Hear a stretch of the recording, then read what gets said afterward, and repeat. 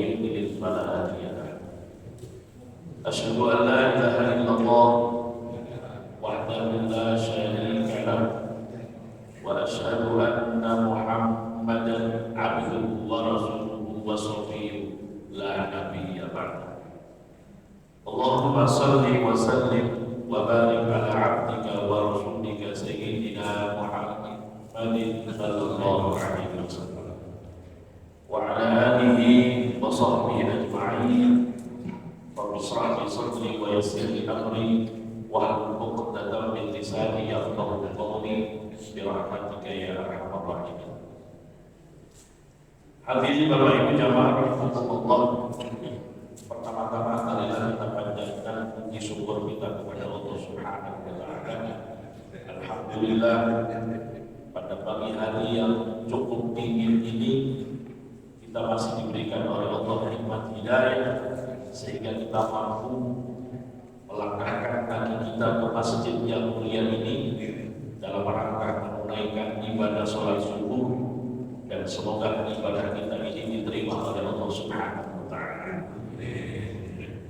Shalawat dan salam semoga selalu diberikan kepada junjungan kita baginda Nabi Muhammad sallallahu alaihi wasallam. Hadirin Bapak Ibu rahimakumullah, pada pagi hari ini tidak seperti biasanya kita membahas fikih, tapi pada pagi hari ini kita akan jelaskan sedikit tentang Isra dan Mi'raj Nabi besar Muhammad sallallahu alaihi wasallam. Ketika kita memperingati Isra Mi'raj, hakikatnya adalah kita ingin menggali lebih dalam lagi apa saja yang dapat kita pelajari dari kekasih kita, baginda kita Nabi Muhammad sallallahu alaihi wasallam. Karena Isra Mi'raj ini berkaitan langsung dengan Nabi kita Muhammad sallallahu alaihi wasallam. Maka insya Allah kehadiran kita di masjid ini merupakan bentuk cinta kita kepada Rasulullah sallallahu alaihi wasallam. Isra Mi'raj menurut para ulama rata-rata menyatakan terjadi pada tahun 10 kenabian, 1 tahun sebelum hijrah. Kalau kita lihat peristiwa yang mengawali Isra Mi'raj, kita lihat dari tahun 7 Hijriah. Tahun 7 Hijriah itu orang-orang kafir Makkah itu sudah mulai berani. Para pembesarnya datang kepada Abu Thalib minta supaya Abu Thalib menyerahkan hidup-hidup Nabi Muhammad kepada mereka untuk dieksekusi. Udah mulai main kasar orang kafir Makkah. Abu Thalib, mana ponakanmu? Bikin rusak, bikin tekanan rusak di Makkah. Serahkan kepada kami, akan kami hukum mati. Muhammad sallallahu alaihi wasallam. Ini tahun 7 Hijriah. Abu Thalib yang bersedia menyerah. Akhirnya orang kafir Makkah sepakat. Seluruh keluarga Nabi Bani Hashim harus dikucilkan dari Makkah. Seluruh orang yang mengikuti Nabi Muhammad masuk Islam, ataupun orang Makkah yang masih kafir tapi mendukung Nabi Muhammad nyingkir, dikucilkan di Makkah. Dibikin peraturan di Ka'bah, ditulis tidak boleh berdagang dengan Muhammad dan sahabatnya, tidak boleh besanan dengan Nabi Muhammad dan seluruh orang yang membela, tidak boleh bicara. Pokoknya diembargo total Nabi Muhammad dan seluruh pengikutnya, termasuk orang-orang yang membela Nabi Muhammad meskipun tidak masuk Islam. Kenapa? Ada filosofi orang jahiliyah. Orang jahiliyah itu tidak akan rela keluarganya diambil orang lain. Jadi filosofi mereka, boleh jadi saya bertengkar dengan sepupu, tapi kalau ada orang lain ikut campur urusan kita, sepupu bersama untuk melawan. Jadi banyak Bani Hashim yang belum masuk Islam membela Nabi tahun 7 Hijriah, untuk tahun 7 kenabian, tahun 8 sampai tahun 9. Itu saking susahnya Nabi Muhammad, tidak ada bahan makanan yang dimakan, sampai dedaunan pun harus dimakan. Berat sekali. Kemudian tahun 10 Hijriah Abu Thalib wafat. Gak lama setelah Abu Thalib wafat, atau mungkin Khadijah wafat, hanya selang 5 bulan wafat. Jadi Nabi Muhammad menyebut tahun ini adalah tahun kesedihan. Bukan berarti sedih karena tidak ada lagi Abu Thalib dan Khadijah secara khusus, tidak, tapi sedihnya lebih didominasi karena dakwah macet setelah keduanya meninggal. Tidak ada dukungan ekonomi dari Khadijah. Khadijah kan kaya raya, istri Rasulullah, istri yang membela Nabi, moral, spiritual, semuanya diserahkan pada Nabi. Kalau istri kita kayak begini, masya Allah, Bapak Ibu ya, yang laki-laki tenang, ini semua Siti Khadijah. Jadi seluruh kebutuhan dakwah Nabi, finansial, Khadijah yang menanggung. Kemudian secara politik ada Abu Thalib yang membela. Sekarang dua-duanya nggak ada. Macam dakwah di Mekah macam. Bahkan orang-orang rakyat biasa Mekah itu sudah mulai berani mengganggu Nabi Muhammad. Abu Jahal dengan lantangnya pas melihat Nabi Muhammad sholat dekat Ka'bah, diancam Muhammad, besok kalau kamu sholat lagi di sini, tak injek kepala. Berat. Tahun 10 Hijrah, tahun berat. Macet dapat di Mekah, macet tidak bergerak. Akhirnya apa? Nabi Muhammad berpikir keras, kayaknya harus keluar dari Mekah. Keluar dari Mekah. Sebagian sahabat dikirim ke Habasyah, Ethiopia. Lalu Nabi mencoba untuk berdakwah di sekeliling Makkah. Ada kota namanya kota Thaif, berangkat Nabi Muhammad ke Thaif. Temannya Usama bin Zaid kalau tidak salah. Tapi di luar dugaan Nabi, di Thaif tidak diterima oleh orang Thaif, malah dilempari, dikejar oleh seluruh masyarakat. Lari Nabi Muhammad, lari berdarah-darah kakinya, wajahnya yang kena batu berdarah-darah. Jadi Rasul itu tidak sembarangan, berat dari Rasul. Jangan dikira Nabi Muhammad itu kayak Nabi Sulaiman, panggil angin sensus terbang. Beratnya luar biasa, berdarah-darah Nabi Muhammad. Malaikat saja tidak tahan dia Nabi. Disebutkan jaga malaikat menjibal, malaikat penjaga gunung itu mohon izin Muhammad, ini gunung mau saya timpahkan pada mereka. Kalau Rasulnya orang Serang, aturan mereka aturan, habisin. Kan bukan itu tujuan Nabi Muhammad Sallallahu Alaihi Wasallam. Saya berharap orang-orang Thaif nanti generasi berikutnya beriman kepada Islam. Dan subhanallah, ucapan Nabi itu top jawab. Ketika Nabi Muhammad wafat, orang Thaif itu satu pun gak ada yang murtad. Ucapan Rasul, satu pun gak ada yang murtad. Orang Mekah ada yang murtad ketika Nabi wafat. Orang Mekah wafat, kami tidak ada yang murtad. Tapi orang Thaif satu pun gak ada yang murtad. Itu barokah doanya Rasulullah Sallallahu Alaihi Wasallam. Nah, di tengah situasi dahsyat seperti itu, kemudian datanglah ibaratnya penguatan dari Allah. Nabi Muhammad diberikan Isra dan Mi'raj. Ketika Nabi Muhammad tidur di rumahnya Ummu Hani di samping Ka'bah, yang jauh dari Ka'bah, datang malaikat Jibril, diambil Nabi Muhammad, dibawa ke sumur Zam-Zam, dibelah dadanya.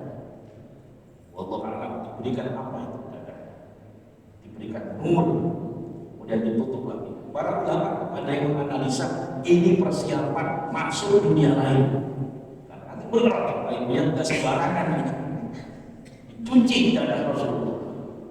Lalu didatangkan buruk oleh Jibril. Berangkat.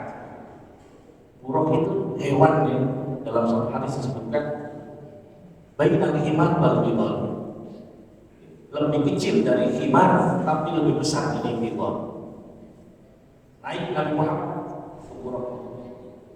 Nah, burung itu dinaiki Nabi Muhammad, itu santannya luar biasa. Uyut mereka mau cium. Burung dipukul sama Jibril. Berhenti burung. Gak ada orang yang lebih mulia dari orang yang naik di atas. Sopan. Maka mulailah perjalanan Isra dan Mi'raj dari Masjidil Haram ke Masjidil Aqsa. Nah, dalam riwayat Imam Suyuti, di tengah perjalanan dari Masjidil Haram ke Masjidil Aqsa, mampir ke Madinah, Jibril mengatakan, "Inzil ya Muhammad, sholli." Turun Muhammad, sholatlah. Jadi sebelum sholat 5 waktu, Nabi sudah diminta sholat, tapi bukan sholat 5 waktu, sholat 2 rakaat biasa pagi dan sore, sesuai syariat Nabi Ibrahim alaihissalam. Inzil ya Muhammad, sholat di sini.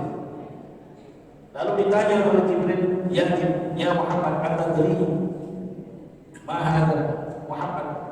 Paham ini tempat apa? Tidak tahu Jibril. Jibril mengatakan ini adalah tempat hijrah nanti. Jadi sudah mulai dikenalkan. Berangkat lagi Nabi Muhammad SAW. Berangkat lagi, berhenti di Mesir, di Gunung Tur Sina. Inzil ya Muhammad, washolli rakaatain. Muhammad turun sholat 2 rakaat. Mampir di Tur Sina, yaitu tempat Nabi Musa menerima wahyu, di tempat-tempat yang mulia. Lalu berangkat lagi, turun lagi di mana? Di Baitul Laham. Orang sekarang nyebutnya Bethlehem, tempat kelahiran Nabi Isa alaihissalam. Sholat rakaat, sholat rakaat. Baru kemudian sampai di Baitul Laham. Dari Masjidil Haram ke Masjidil Aqsa. Ingat, 2 masjid ini diamanatkan oleh Allah kepada Nabi Muhammad dan seluruh umatnya. Masjidil Haram, alhamdulillah, baik-baik saja. Tapi ingat, ada PR kita ini, Masjidil Aqsa tidak baik-baik saja sampai sekarang. Itu amanat buat kita, seluruh umat Islam, bukan hanya Palestina. Nah, sampai di Masjidil Aqsa, dalam satu riwayat, sebelum Mi'raj itu kumpul seluruh para nabi sejak Nabi Adam sampai Nabi terakhir sebelum Nabi Muhammad. Ratusan ribu para nabi kumpul di Baitul Maqdis. Soft, baris, semua berbaris. Gak ada yang maju jadi imam, cium semua. Ini imamnya siapa? Kata Nabi Muhammad. Kok gak ada yang maju? Baru kemudian turun malaikat Jibril. Taqaddam ya Muhammad, maju jadi imam. Masya Allah. Nabi kita itu Pak, imamnya seluruh nabi dan rasul. Berarti karena nabinya paling mulia, otomatis umatnya paling mulia. Mimpi apa kita jadi umat Nabi Muhammad? Mimpi apa kita? Nabinya paling mulia, otomatis umatnya paling mulia. Seluruh nabi jadi makmumnya Nabi Muhammad SAW. Apa maknanya ini? Satu di antaranya, agama yang dibawa Nabi Muhammad adalah satu kesatuan dengan agama yang dibawa Nabi Adam sampai Nabi terakhir. Jadi seorang Nabi sebelum Nabi Muhammad itu apa? Muqaddimahnya Nabi Muhammad. Muqaddimahnya Nabi Muhammad. Jadi mohon maaf, agama samawi satu doang sebenarnya, Islam titik. Yang dibawa Nabi Adam, yang dibawa Nabi Idris, Nabi Nuh, sama semua, yaitu untuk la ilaha illallah. Hanya syariatnya doang yang beda sesuai zamannya, tapi tauhidnya sama semua, yaitu apa? La ilaha illallah. Jadi orang kalau tidak iman kepada Nabi Muhammad, berarti dia tidak iman kepada seluruh para nabi. Orang yang iman kepada Nabi Muhammad otomatis iman kepada seluruh para nabi. Maka kita ini adalah ngikutin seluruh nabi dan rasul. Hebat banget kita ini, Masya Allah. Amin ya Rabbal alamin. Itulah kejutannya Nabi Muhammad SAW. Dalam riwayat Al-Baihaqi, di tengah perjalanan dari Makkah ke Palestina, itu Nabi Muhammad dipanggil-panggil. Ada panggilan dari kanan, ada kiri. Ya Muhammad, untur ilaina. Muhammad, lihatlah kami. Kata Jibril, sir ya Muhammad, jalan terus. Jangan sini. Setelah ada panggilan kanan kiri, ada sosok perempuan yang manggil-manggil, sir ya Muhammad, jalan terus. Lalu Nabi Muhammad tanya, itu panggilan apa Jibril? Panggilan pertama dari kanan kamu itu adalah panggilan Yahudi. Kalau kamu nengok umat bakal Yahudi semua. Dari sebelah kiri siapa Jibril? Panggilan Nasrani. Makanya mohon maaf, kita toleransi, tapi jangan lupa wala tardu anka yahudu wala nasara sampai akhir zaman itu kaidahnya. Kita toleransi tapi harus waspada. Orang Yahudi Nasrani tidak akan ridho sama kita sampai kita pindah baru ridho. Tapi kita wajib toleransi, tapi harus waspada. Hati-hati. Kalau kita tidak kuat iman, geser. Itu sudah diisyaratkan dalam Isra dan Mi'raj. Lalu sosok perempuan yang manggil-manggil Nabi itu siapa Jibril? Itu adalah rayuan dunia. Memang kalau dunia itu ya begitu Pak ya. Harta, tahta, wanita. Kalau nggak kena harta, wanita itu masalah buat kita semua. Jadi harus bisa kita mengatasi panggilan Yahudi, panggilan Nasrani, dan panggilan-panggilan aliran-aliran yang lain, dan termasuk juga 7 rayuan dunia. Setelah Nabi Muhammad sholat bersama para nabi dan rasul di Baitul Maqdis, Jibril mengajukan 2 minuman, susu sama khamr. Dites Muhammad ini, pilih yang mana coba Muhammad? Dites. Muhammad silakan pilih salah satu. Langsung Nabi Muhammad pilih susu diminum. Bangga sekali Jibril. Asabtal fitrah, Muhammad kamu sesuai fitrah. Seandainya kamu pilih khamr, pasti akan mabuk semua umat. Teler semua umat. Jadi Nabi Muhammad SAW sejak sebelum jadi Nabi, sejak kecil tidak pernah menyentuh khamr, sekalipun tidak pernah. Itu Rasulullah. Ketika diajukan 2 minuman, langsung refleks Nabi meminum air susu. Maka para ulama mengatakan apa rahasia Nabi Muhammad memilih susu itu? Ajaran Nabi Muhammad itu tidak ada yang menyalahi fitrah manusia. Semuanya cocok dengan fitrah manusia. Gak ada yang bertabrakan dengan fitrah manusia. Tunjukkan mana yang tidak sesuai, pasti sesuai. Karena agama Islam bukan karangan Rasulullah, tapi adalah ajaran dari Allah Subhanahu wa Ta'ala. Lalu mulailah perjalanan Mi'raj sekarang, Pak. Naik dari Baitul Maqdis, naik ke langit pertama. Tidak perlu lama, Pak. Sampai di langit pertama ada pintunya. Jibril ketok pintu, assalamualaikum. Waalaikumsalam, kata malaikat langit pertama. Man hada, siapa ini? Jibril. Wa man ma'ak, siapa yang bersamamu? Muhammad. Awaqad ursila ilaihi, apakah Muhammad sudah waktunya diputus terima wahyu ke langit? Sudah masuk.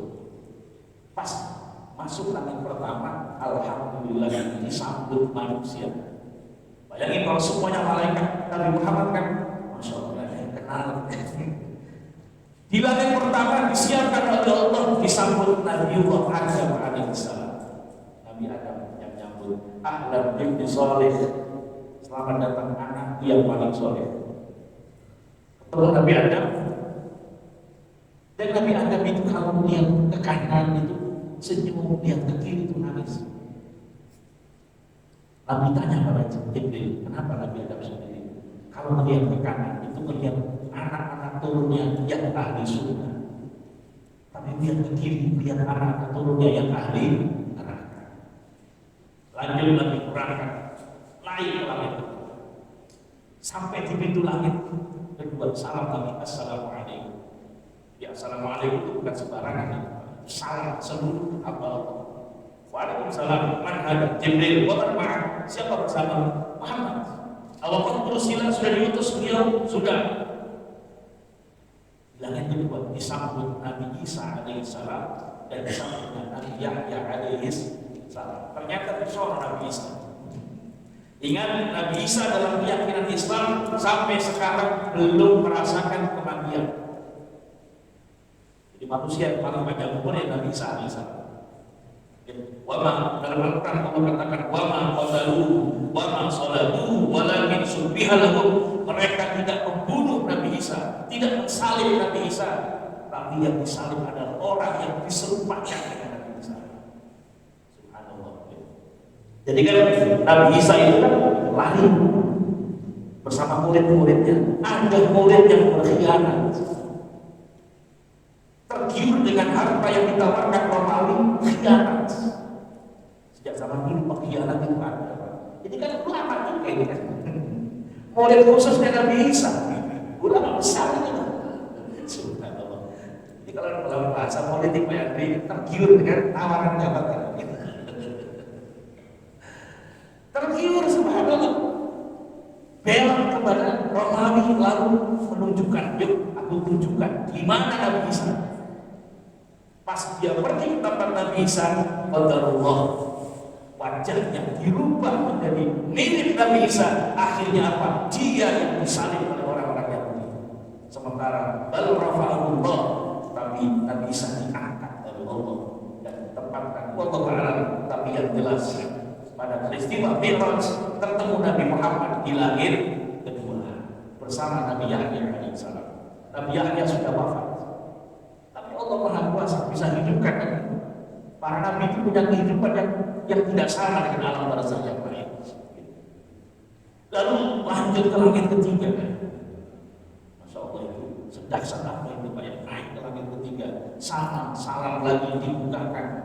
Dan di langit ketiga Allah sudah siapkan yang nyambut Nabi Muhammad dari kalangan manusia, yaitu Nabi Yusuf alaihissalam.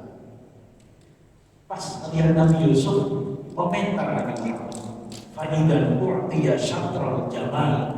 Nabi Yusuf itu benar setengah dari cakepnya dunia milik Nabi Yusuf.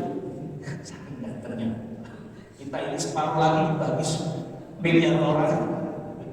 Jadi kalau kita bagi itu setengahnya milik Nabi Yusuf alaihissalam. Milik Nabi Yusuf.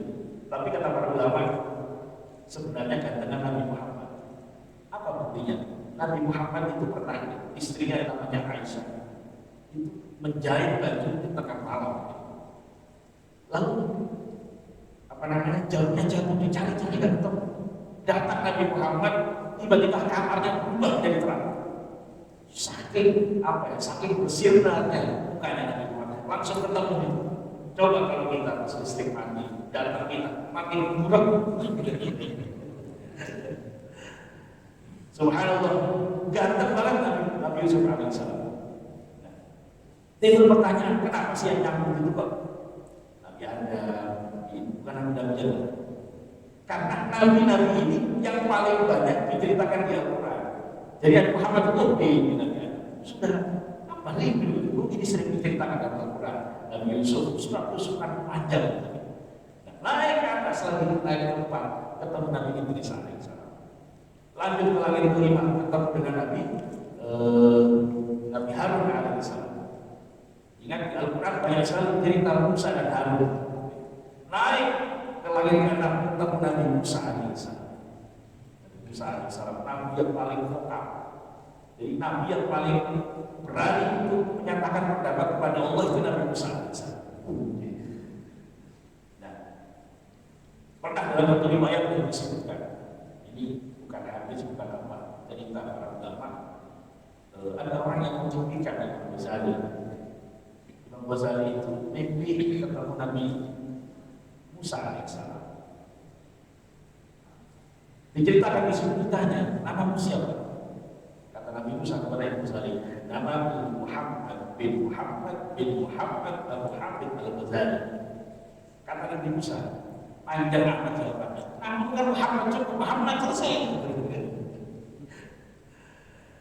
Lalu Imam Ghazali balik tanya Nabi Musa, engkau ditanya dalam Al-Quran, wa ma tilka biyaminika ya Musa, apa itu yang ada di tangan kanan wahai Musa.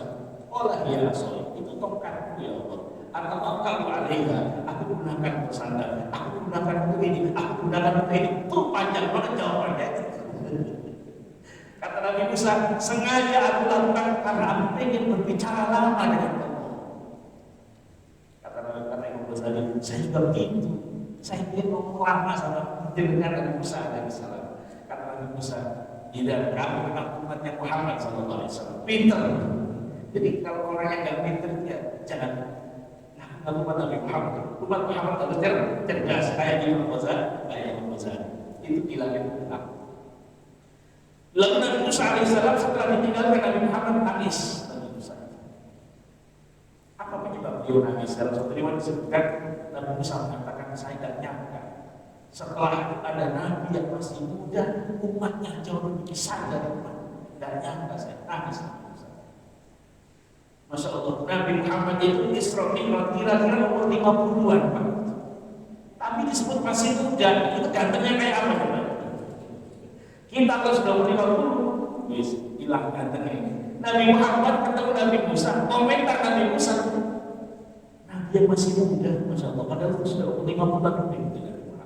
Makanya dalam kisah yang lain, ketika Nabi Muhammad hijrah dari Makkah ke Madinah sampai di Madinah, kan dua orang, ada Nabi Muhammad dan Abu Bakar As-Siddiq.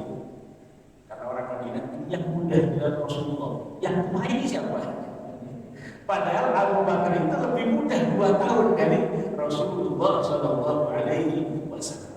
Itu menunjukkan begitu luar biasa wajah yang dimiliki oleh Rasulullah Shallallahu Alaihi Wasallam.